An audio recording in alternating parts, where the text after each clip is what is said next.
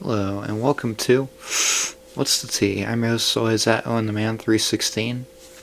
So let's get things started with a little Netflix and tea. So, have you guys heard of that new show, Running Point, that's on Netflix? It's really good, and I highly recommend it. It's about this basketball team in the American Basketball League, which basically that is just a parody of the NBA. The LA Waves, which is run by the Gordon family. There's Cam, the older brother, who's the president of the team, and I think the owner as well. There's Ness, who's the general manager. And then there's a third one. I think his name is Spencer or something like that. And he's like the money manager of the team, as in he keeps an eye on contracts and things like that. And then there's the sister, Isla, who actually winds up being put in charge of the team after Cam gets in another car wreck, and then he also realizes that he has a bit of a problem with a drug addiction, as you'll see in the opening scene when he's driving the car. But I'm not going to spoil it any further, I'm just going to say this. It's a really good show. The cast is amazing. Brenda Song actually plays Isla's assistant, and I remember her from The Sweet Life of Zack and Cody, which was a really good show on Disney Channel. But when I started watching it, it was The Sweet Life on Deck, which was when they were on this cruise ship and still taking classes, which I thought that was still a really cool show as well.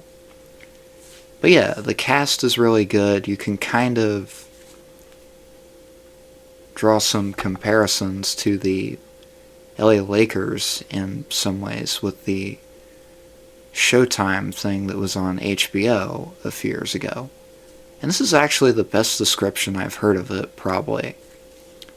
It is Ted Lasso with the feel-good moments and the feel-good story meets the Showtime Lakers thing that was on HBO. And I think that's a really solid description, and overall it's a really good show. I highly recommend you guys check it out. So let's get down to business. Starting with Match Watch. Seth Rollins versus CM Punk in a steel cage in the main event of Raw on Netflix at Madison Square Garden. This was a good, hard-hitting match, man. Like, Seth and Punk, you could just tell. They hate each other, and they just wanted to beat the hell out of each other. And they did in this match. Now, the one gripe I've been hearing about this match going around is the fact that there were too many kickouts. I do agree with this gripe in a lot of ways, because when you watch the match, you'll see that they're kind of kicking out a lot of each other's finishers, and for my non-wrestling fans out there, a kick-out is when a wrestler hits their finisher on their opponent, and then when the ref is counting 1, 2, 3, the ref winds up stopping the count because the opponent kicks out of the pin attempt. So that is what a kick-out is, basically. And so when Punk was hitting the GTS, or Rollins went for the stomp, it would be Punk kicking out a few seconds later, or Rollins kicking out a few seconds later. I also like how they kind of took the stealing each other's finisher that they did from the first match. I thought that was a really good thing to do there, because you would see Punk doing the curb stomp. Yes, that's what it's called. It's not called the fucking stomp, for God's sakes. And you would see Rollins hitting the GTS on Punk. I just thought that was kind of cool that they did that. And an even funnier moment in this match, too. Remember how John Cena beat CM Punk at the Elimination Chamber? Seth does this to Punk in the middle of the match. He puts him in the STF submission move. And I just laughed for a minute, like, oh my. Wow, Seth is really going that far with this match. And I liked it, man. I thought that was a really cool way to do it. So we get to the closing moments of the match.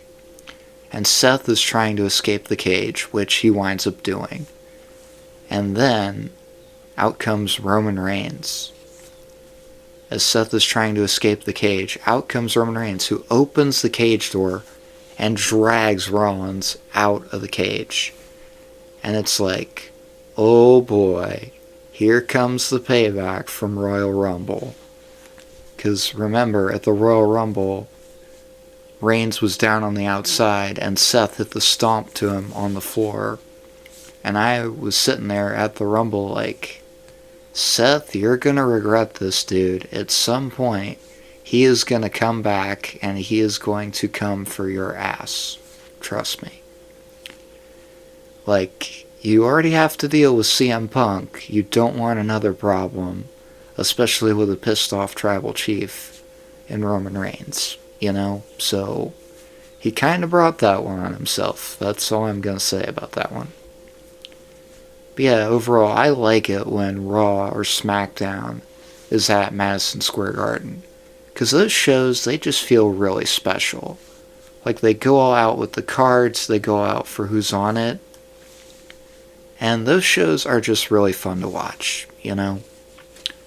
Alright, so let's play everybody's favorite game. Boo or Woo! And for this one, I'm going to review NXT Roadblock, which took place at the theater at Madison Square Garden. So yeah, it was basically a whole week for WWE at Madison Square Garden.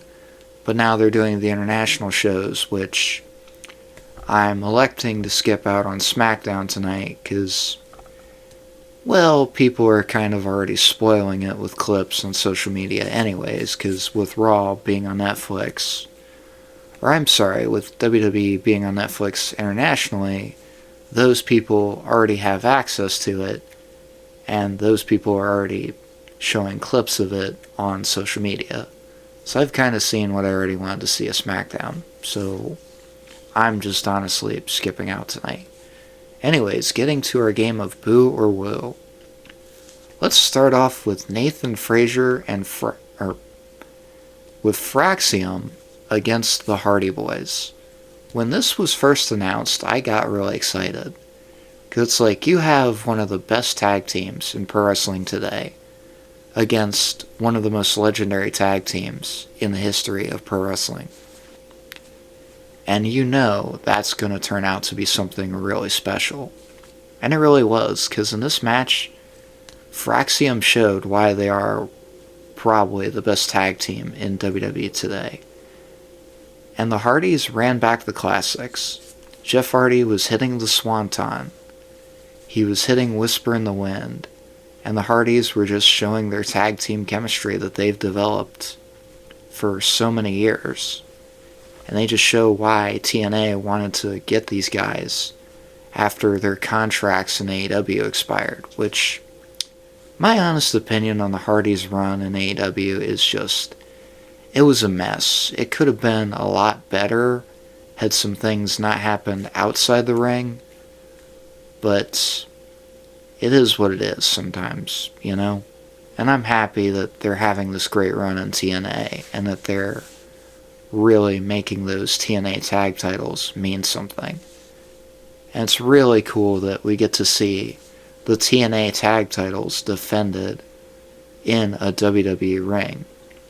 Like, that's just really cool to me in a lot of ways. And to say that the Hardys are still doing what they do best is just awesome. Because I've always been a big fan of Matt and Jeff ever since I started watching clips of the Attitude Era. And one of the things that I'd always like to watch was the tag matches, because you had the Hardys, you had the Dudleys, you had Edge and Christian. You just had all this talent in this tag division. Also the APA as well. Like, it's just awesome to see tag teams like this going up against some of the best today, like Fraxium, who's done an incredible job with the NXT tag titles. Especially that match last summer at a Heat Wave against Chase U, which started off kind of slow, but eventually it picked up and it was a barn burner of a match. And this one was absolutely a barn burner as well. Because it looked like the Hardys, they were throwing everything they could at Fraxium, and Fraxium was doing it in return. And in the end, a minor miscommunication between Nathan Frazier and Axiom winds up costing them the match. As the Hardys, they hit Poetry in Motion. Yes, I got the finisher name right. They hit Poetry in Motion, 1, 2, 3. The Hardys retain the TNA tag titles. And this one definitely gets a woo from me, because this was a great match from start to finish. And the crowd absolutely loved it. You know, and that's just a great thing when people love matches like that. Because like I said, people were hyped for this from what I saw on social media and just what I heard in podcasts in general and everywhere and around, you know. So the next match I saw was Jordynne Grace versus Roxanne Perez. And, you know, they just kind of ran back the hits from their match at Battleground, where Roxanne beat Jordynne Grace. And it really looked like Roxanne was going to win this one, because she just had answers for everything that Jordynne was throwing at her. Like, she was just finding ways to take away that lower body strength that Jordynne is kind of known for. And it's kind of something that I've really picked up on when I've watched Jordynne Grace matches, is just how she moves in the ring, especially when she's hitting the Death Valley Driver or the Grace Driver. It's all in her lower body and her core. Like, that's what she really relies on a lot. And Roxanne was doing a great job of kind of taking this away. She went for a chop block on one of Jordynne's legs, which was kind of taking away that power, allowing Roxanne to be able to just use her technical wizardry and wrestle her down to the mat and get her into submission holds. Like, I think she had the Rings of Saturn at one point on Jordynne, and there was another one where she had her arm and her leg hooked as well. And those just looked really painful, but it's really fun to watch these kind of matches, because you never know how it's going to go. These power and strength versus technical and speed matches. That's why they're kind of some of my favorite matches to watch in wrestling. Because you have someone using their strength to win matches, and then you have somebody using their technical know-how to outdo their opponent, and that's just fun to watch a lot of times. In the end, Jordynne Grace gets the win with the Grace Driver, 1, 2, 3. And yeah, so Jordynne Grace gets a big win. And I think what was really her first match now as a part of NXT is, remember, she was a part of TNA, and then her contract expired, I think, before she entered the Royal Rumble match. Because I remember seeing her in the Women's Royal Rumble match when I was there, and that was cool. And it's really cool that now she's a part of WWE. Like, hats off to her. She's doing great things. She's killing it, man. And I can't wait to see what she does, probably at Stand and Deliver. Like, maybe she's going to be the one to face Stephanie Vaquer or Julia. We'll see. But I'm excited for that. So this match definitely gets a woo from me. And kind of touching a little bit more on Roxanne Perez, I do kind of wonder what they're doing with her. Like, we saw her wrestle matches on Raw, and now she's coming back to NXT a little bit too. And I get why NXT would want to have her back for a show like this, because it's the opportunity to wrestle at the world's most famous arena, Madison Square Garden, which has really been in the WWE's history for decades. Because Vince's dad would run that arena. Like, the New York territory was really where WWE got started in a lot of ways. You know? So it's kind of cool when you get to see that again. Alright, so the next match that I watched, Julia versus Stephanie Vaquer, title for title match. Stephanie Vaquer brought the NXT North American Women's Championship to the fight. Julia brought the NXT Women's Championship to the fight. And you know, I really thought about this too going into this match. There's a lot of history in the women's division that's been made in New York and New Jersey. Like, first you had NXT take over Brooklyn, which was main evented by Sasha Banks and Bayley when they fought for the NXT Women's Championship in what's regarded as one of the greatest matches of all time, and what really helped set the stage for NXT becoming what it is today. He also had one of my favorite moments there with the Four Horsewomen curtain call, which is when Charlotte Flair and Becky Lynch went out there and celebrated with Sasha and Bayley after their match, and they held up the fours. And yeah, that's just really one of my favorite moments in a lot of ways as well.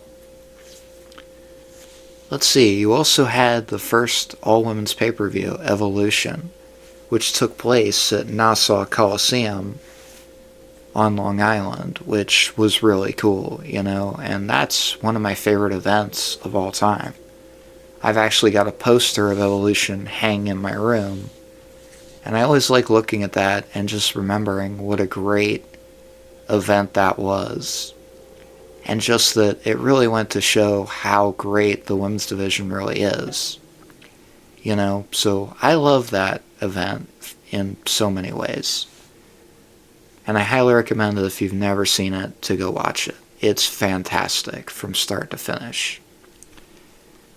And then you also had the first time women main evented WrestleMania at WrestleMania 35, which took place at MetLife Stadium. And that moment, I get a little teary-eyed sometimes thinking about it, because Becky Lynch, one of my favorites, and Charlotte Flair, another one of my favorites, they were getting to make history with Ronda Rousey main eventing in that winner-takes-all match. And I remember waking up the next morning and seeing that Becky won, and I was so happy. Because, I was rooting for her to finally get that moment at WrestleMania. And it was just awesome to finally see that. After all the things that she had been through and everything, so that was just an awesome moment. And then, of course, towards the end of 2024, the first Saturday night's main event, Chelsea Green and Michin fought for the right to be called the first United States Women's Champion. And that took place at Nassau Coliseum, the same place Evolution took place.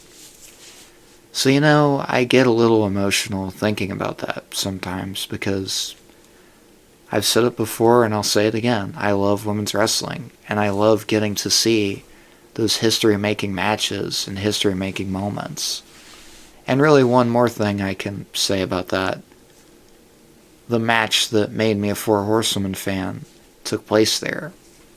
It was Monday Night Raw in 2019, and it was a tag match. It was Charlotte and Becky versus Bayley and Sasha. And it's one of my favorite matches ever, because it made me a Four Horsewomen fan, because it really showed me just how great they can really be, all four of them. No matter if it's a singles match, or no matter if it's a tag match, they're just absolutely amazing to watch. And that's why I always love that match, and sometimes go back and watch it occasionally. Anyways, getting to our main event here.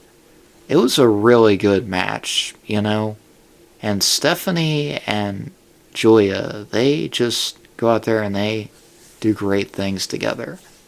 And you could even tell how much it really meant to them at the beginning. When Mike Rome is making the ring announcements, you see Stephanie kind of turn to Julia and smile at her, and Julia smiles back. So it's pretty crazy to think that these two were just doing their thing in Japan, and now they're signed with WWE, and they're the top champions of the women's division in NXT, which is just on fire, So it's really cool to see that. And, they both brought their A game in this match. It really seemed like neither one could really gain an advantage in this match. And then Stephanie just kind of turned it on with her speed and just found a way to wear down Julia and get her to where she could get her in position for the SVB. 1, 2, 3. Stephanie Vaquer makes history as the third person in the history of the women's division to hold two singles titles at the same time. As I was carefully reminded on Twitter the other night when I made a post with Becky Lynch and Stephanie being the only two to ever do it, that Paige did it when she was the NXT Women's Champion, and she became the Divas Champion the night after WrestleMania 30. So yes, 3 women have done it in the history of the women's division, so it's really cool to see that. And Stephanie and Julia, they've become 2 of my favorites, because they just go out there and they give you something to remember. And that's what they did in this match. And you can see the confetti coming down for Stephanie, but you also see Julia sitting there. She's sad that she lost, but she's got a smile on her face because she's really happy for Stephanie. And those 2, they just seem to have a really good friendship and a really well respect for each other as well,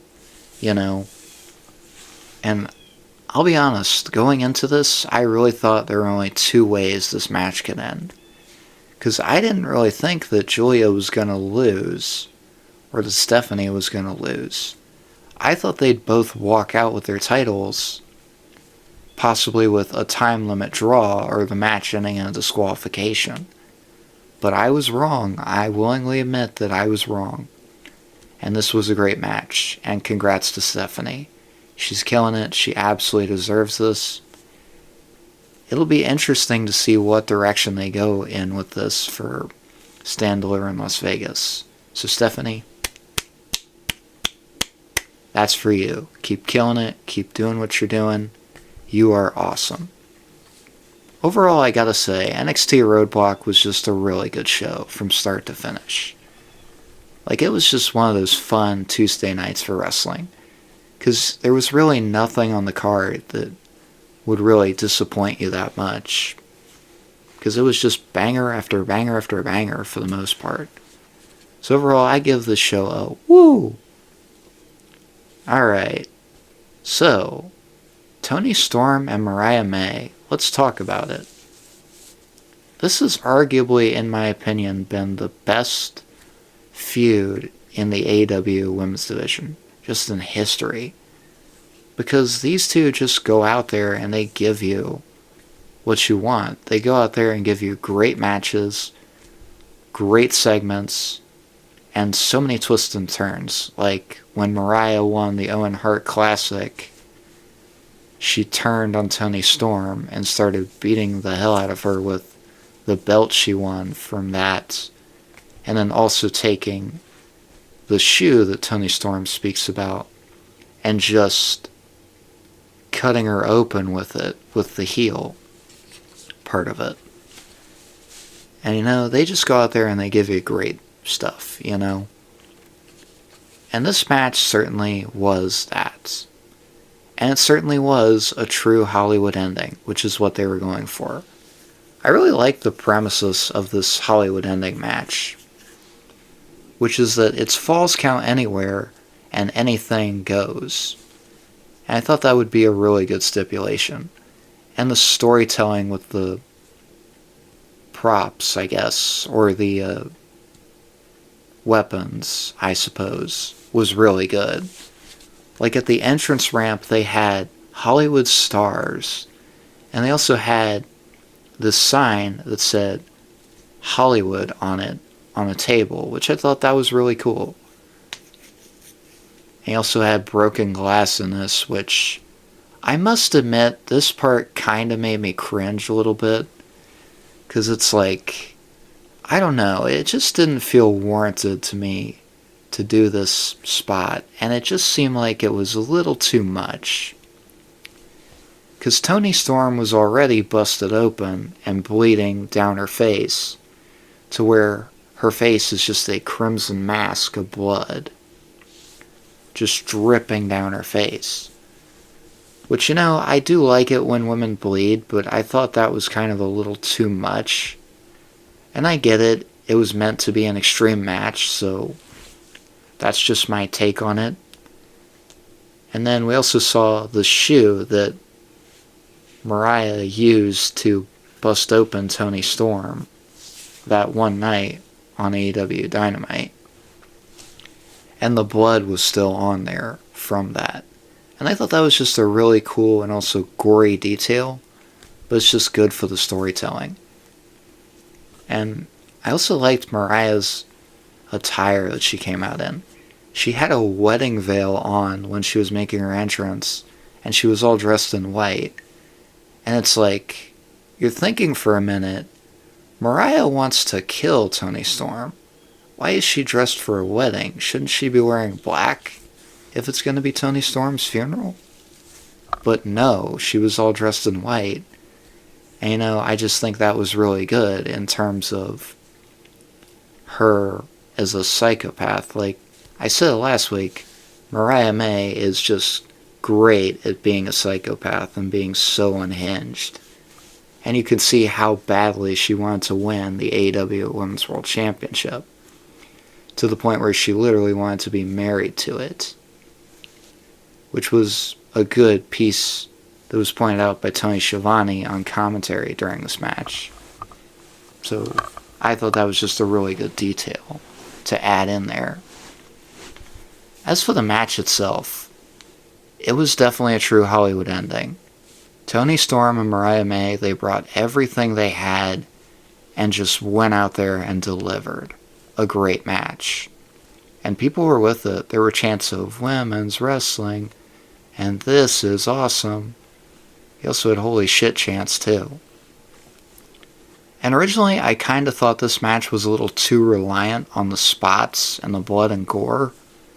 But I kind of get it, that this is the story they wanted to tell, of these two just trying to beat the hell out of each other and maybe even kill each other in some ways.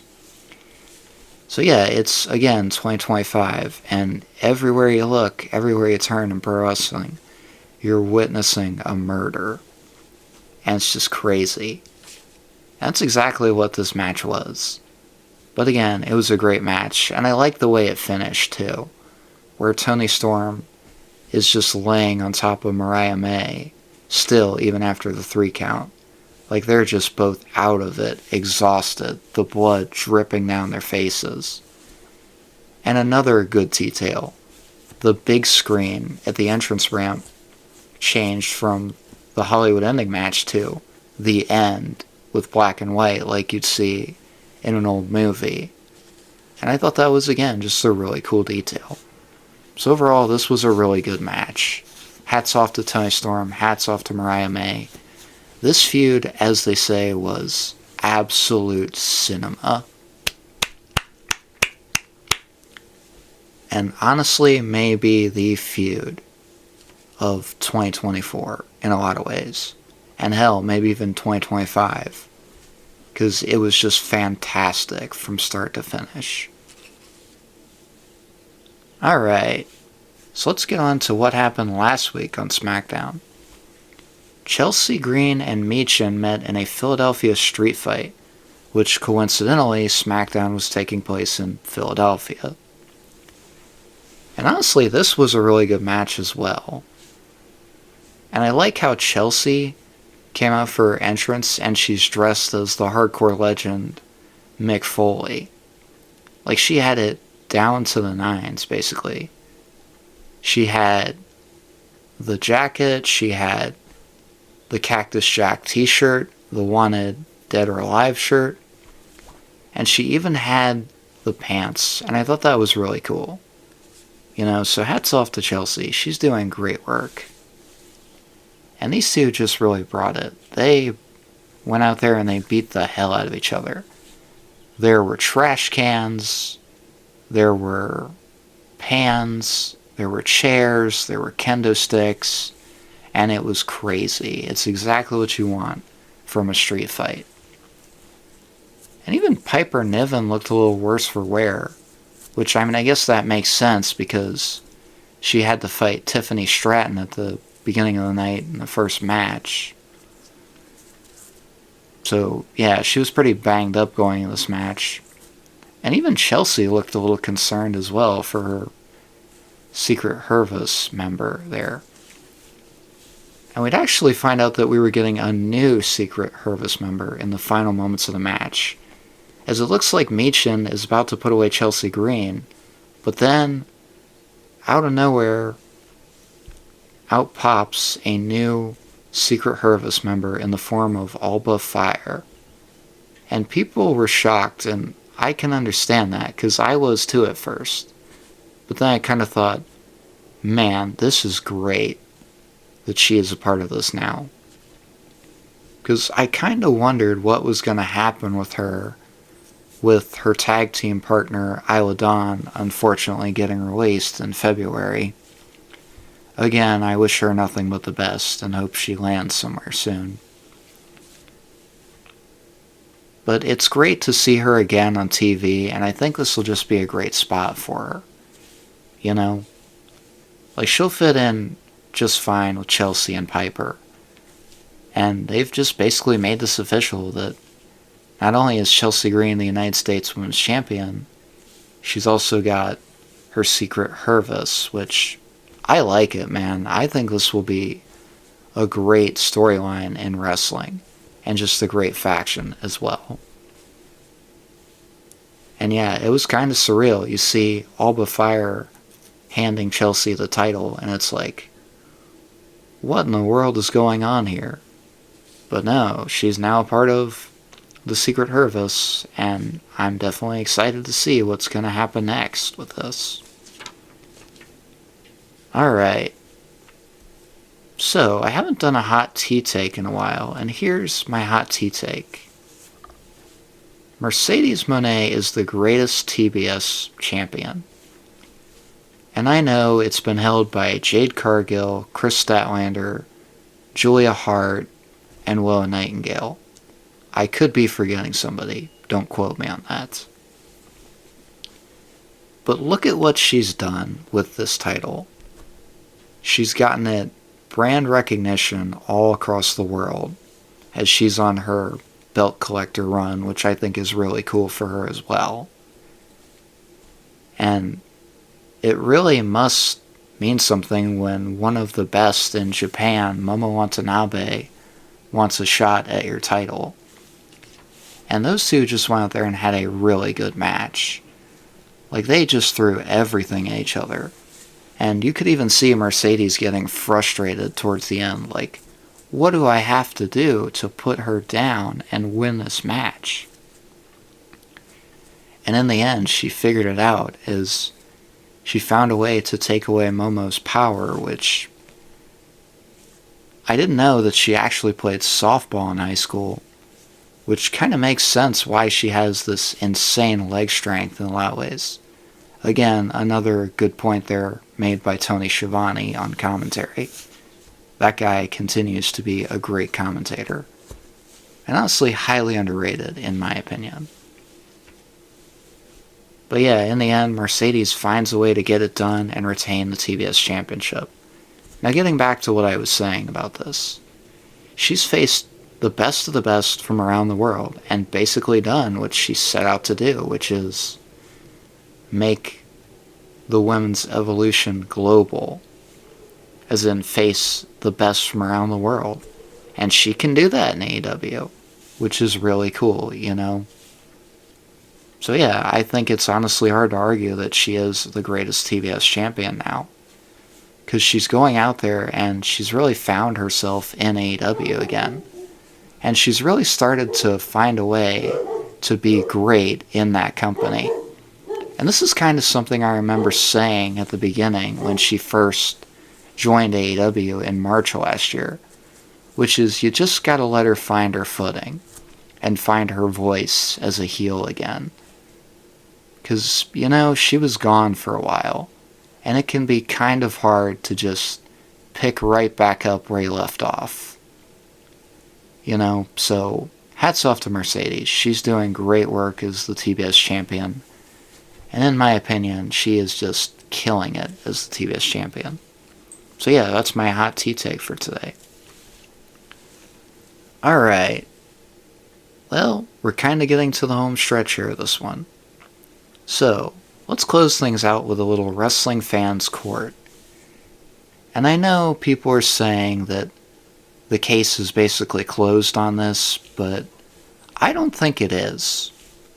As for today's wrestling fans court, the question we're going to answer is, did Naomi really take out Jade?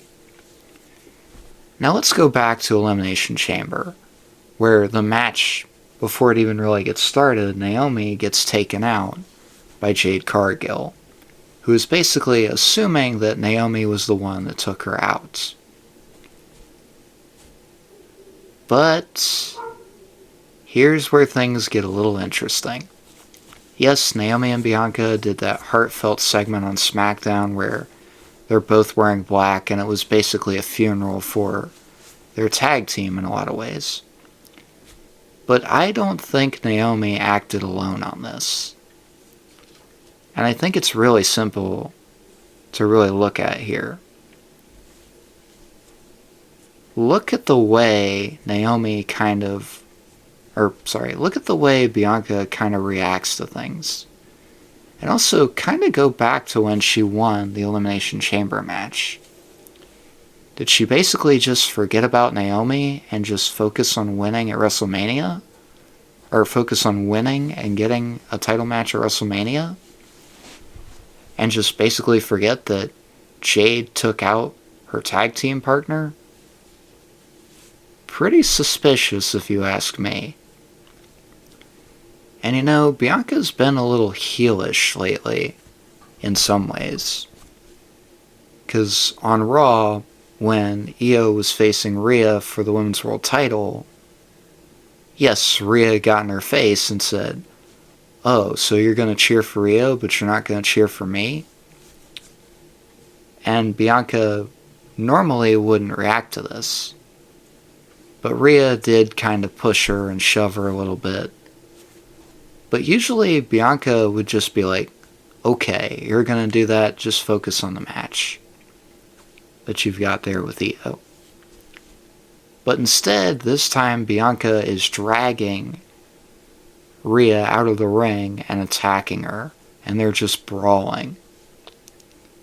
And you know, the match really could have been thrown out, but Jessica Carr made a decision to keep the match going, which could honestly be a legitimate argument for Rhea to get a title shot at WrestleMania still.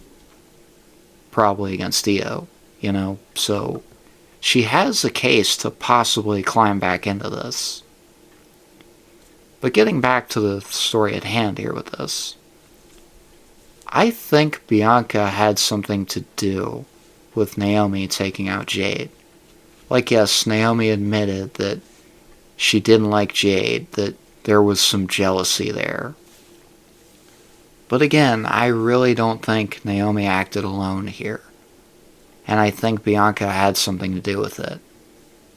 Because I find it a little suspicious that Naomi is saying, "I did it for you," to Bianca. I don't know if this is like a callback to when Rikishi took out Stone Cold Steve Austin before Survivor Series 2000. Before the big triple threat match that was supposed to take place between Triple H, The Rock, and Stone Cold Steve Austin. Or if this is just Naomi's true feeling on it. Because remember, Rikishi ran over Stone Cold Steve Austin, but then it was later revealed that Triple H was the mastermind behind it. And, you know, I just think that Bianca has something to do with this, you know? So I think that she is the reason Naomi took out Jade, you know? So in terms of this case here with Wrestling Fans Court, I do find Naomi guilty of taking out Jade, but I find Bianca guilty of kind of gaslighting Naomi into doing this, because I don't really think Naomi would do this on her own. And again, yes, Naomi did benefit from Jade being taken out, getting title matches against Nia Jax, and everything in that, but again, I just think that there's something bigger at play here that will probably get unveiled either before WrestleMania or sometime after. That we find out that the mastermind behind all this was Bianca Belair. And I know people are going to question me about this, but let's think about this. Yes, Jade and Bianca were tag team champions, and they were doing great things for the tag division. But did you ever think that maybe Bianca got sick of being a tag team with Jade? That maybe she was like, okay, I'm really enjoying this, but I really want to go back to singles competition. Because that would kind of explain why she was kind of still taking singles matches as well and being involved in the women's title picture on SmackDown as well. So again, Bianca definitely has a motive for this and for possibly being involved in taking out Jade. So I find Bianca and Naomi both guilty of this. Naomi for carrying it out, Bianca for kind of laying out the plan to Naomi. So, I think it's very possible that Bianca was involved in this. Alright, so by the time I'm recording this, by the time I get this posted, it will be time for one of the most wonderful times of the year. The madness of March, March Madness. The NCAA tournament for both men's and women's, which I know I'm definitely going to watch both because I've always liked watching the men, but the women's games can get pretty intense and pretty entertaining as well. Because you've got Dawn Staley continuing to build South Carolina into a powerhouse. You've got Kim Mulkey at LSU. And of course you've got good old Gino Auriemma at UConn as well. And it's just really fun to watch, And for the men's tournament, here's 5 of my favorite moments for March Madness. Number 5. The 2018 NCAA tournament saw history made in Charlotte, North Carolina, when 16-seeded UMBC, who absolutely nobody thought was going to win that game against Virginia, did the unthinkable and beat Virginia, making history as the first 16 seed to ever win against the number 1 seed. And then a few years later, Fairleigh Dickinson would beat Purdue, making it that in history only 2 16 seeds have beaten a number 1 seed. And I think they were actually both the number 1 overall seeds of their respective tournaments there. So that's pretty interesting. And I remember watching the final seconds while I was in DC and just going, wow, this is just insane. Like you're watching the final seconds tick down in Charlotte, North Carolina, and you just see a look of shock on the face of the fans. Like, wow, we just witnessed history. And oh no, my bracket's probably busted. Number 4. So Loyola Chicago. I remember watching an interview with their head coach, Porter Moser, the weekend of Selection Sunday, and I was like, this team could really go places. And surely enough, we get to Thursday and the first day of games, and it comes down to the final seconds. Loyola Chicago hits a buzzer beater to upset Miami. And it's like, wow, I really had a feeling about these guys, a really good feeling about these guys, and now they've just done this. And this is just crazy, man. Congrats to Loyola Chicago on that. And guess what? That team would go on to make the Final Four as well. But they'd wind up losing to Michigan, who'd eventually get beat by Villanova in a national championship game. Number 3. Let me think here. Oh, I've got it now. The year was 2015. Purdue was playing Cincinnati in the 8-9 game, and this game was a classic. Purdue took the lead for a little bit, Cincinnati took the lead for a little bit, but this one was coming down to the wire. UC needed a 2 to tie the game and force it to overtime. And Troy Copain gets a pass, lays the ball up into the basket, and it just rolls around for a few seconds, and then finally down. And the game goes to overtime. And in the end, Cincinnati gets the win. And eventually they would lose to UK, which that one kind of sucked, because it's like, this was around the time I was still not a big fan of UK basketball, because they were just really good, and they kept finding ways to win so much. And I guess that just annoyed a young Owen in a lot of ways. Alright. Well, and they beat my Bearcats in the next round of the tournament as well.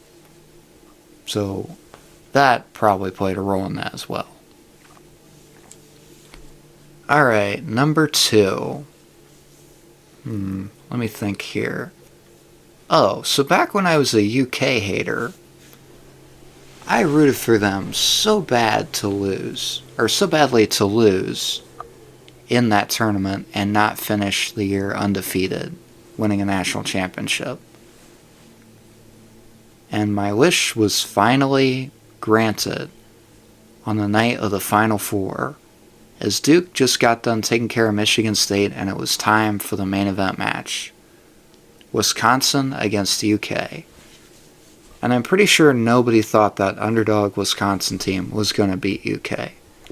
Everybody was like, oh, UK is too stacked. They're going to do this. They're going to go on to play Duke. And it's going to be an insufferable national championship. Well, turns out those people were wrong. As instead, here's what happened.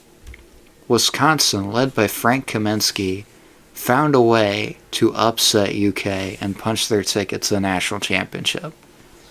And I remember feeling so happy after that game, because it's like, yes, UK is not going to the national championship. But now I like Kentucky basketball, so I kind of look at this with neutral feelings at times.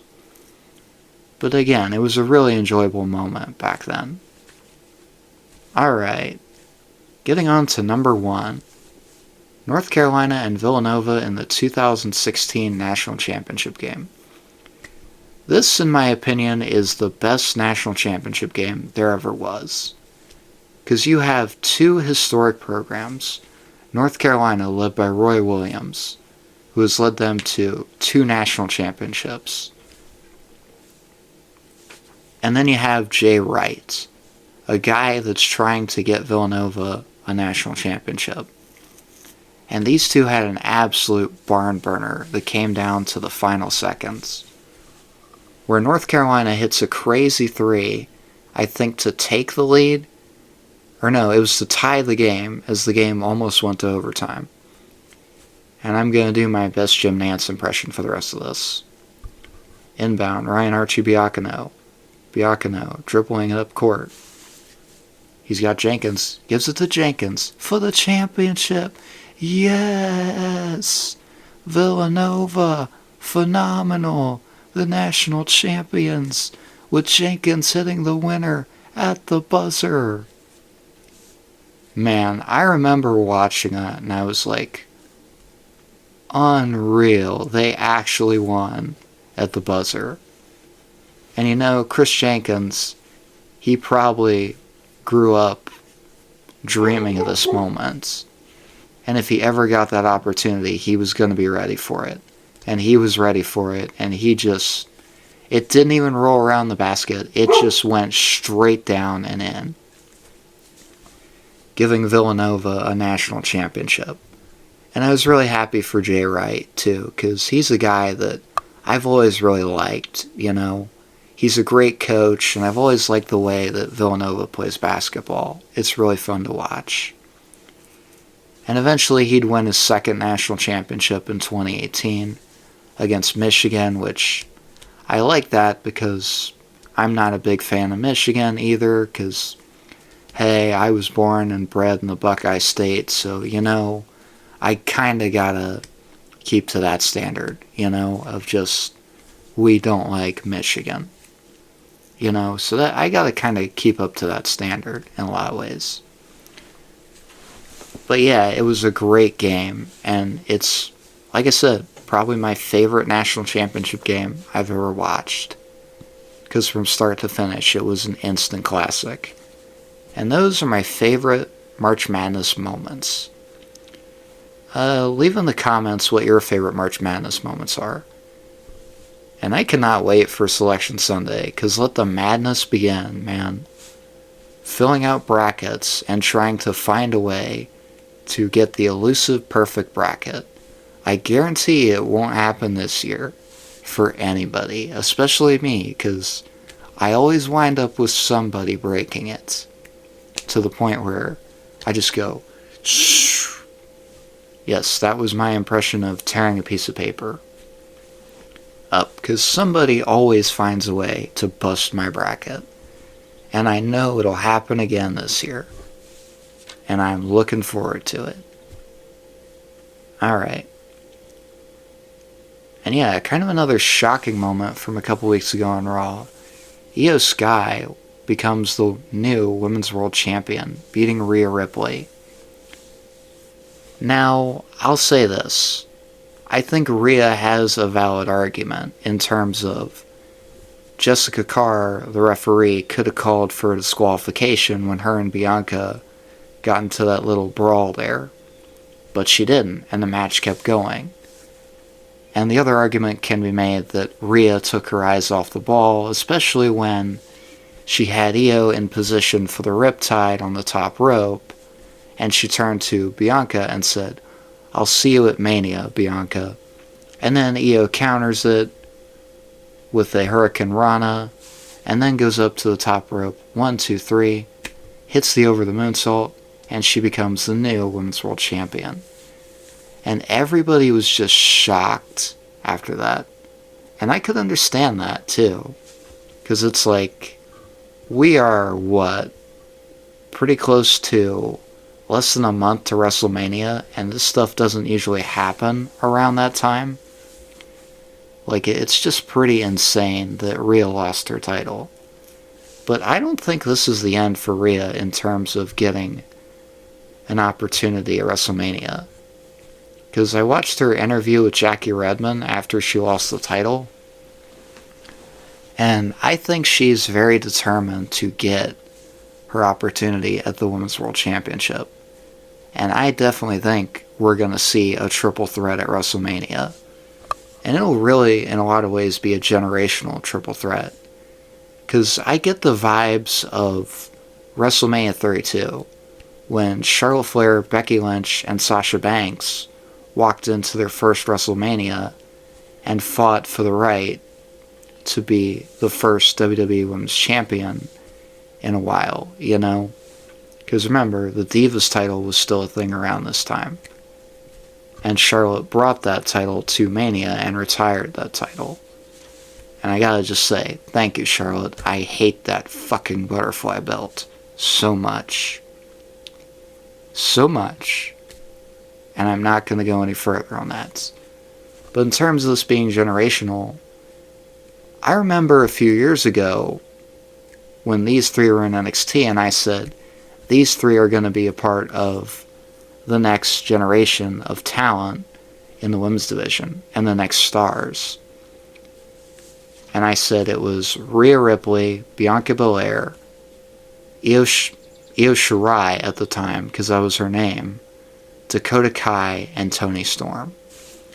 And I honestly got it right for the most part, because Rhea and Bianca are regarded as two really big stars in the women's division.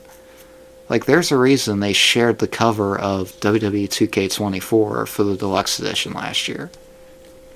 Because they've been multiple-time world champions, and they've been really big stars in the company. And Toni Storm, she's gone on to have great matches in AEW, and is a 4-time AEW Women's World Champion. Dakota Kai continues to prove that she's great in the ring and that she's very entertaining as well. And I think she'll win the Women's Intercontinental title at some point this year. Because honestly, she deserves it with all the work she's putting in and everything she's done, man. You know, so yeah, not bad. You know, I think I was really right about all 5 of them. And yeah, so I think this match is going to be a triple threat at WrestleMania. Because Rhea is going to find a way into it, no matter what. And she has a fair argument with it. Like, she could just go up to Adam Pearce and just say, hey, if this was ruled a disqualification, I would still be the champion. And I think that's kind of fair in some ways. You know?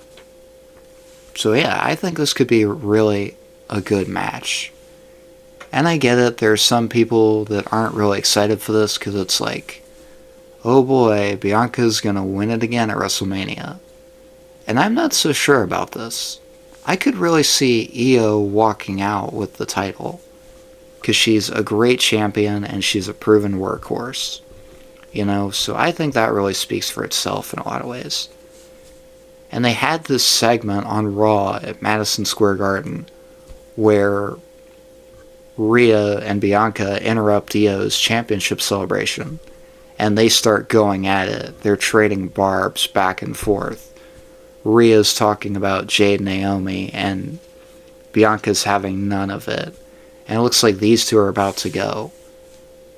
And Rhea kind of pushes Io down to the ground. And Io gets back up. And you know what this kind of reminded me of in a lot of ways? That night that Charlotte Flair showed up in NXT after winning the Women's Royal Rumble in 2020. And she told Bianca to go stand in the corner. But Bianca still got in her face and was kind of having none of it there. And I like how Io got back up, and then she just slapped Rhea. She slapped Bianca, and she rolls out of the ring going, I'm the champion.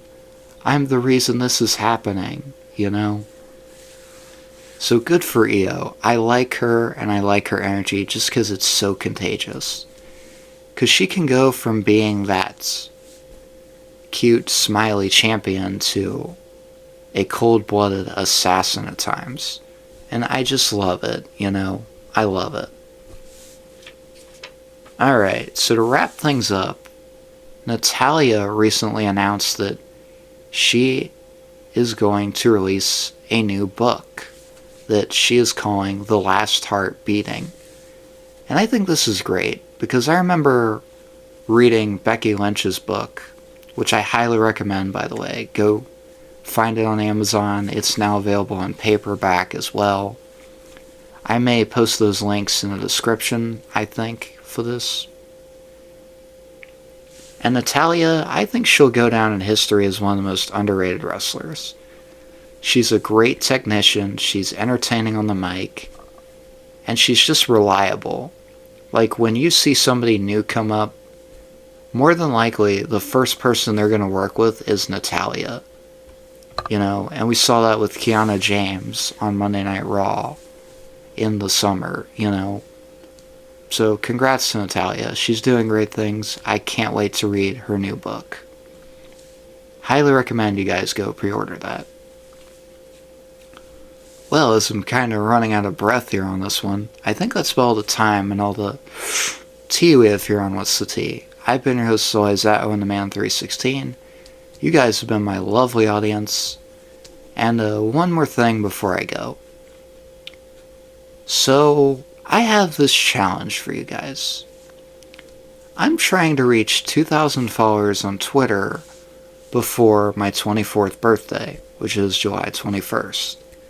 And so my challenge to you guys is this.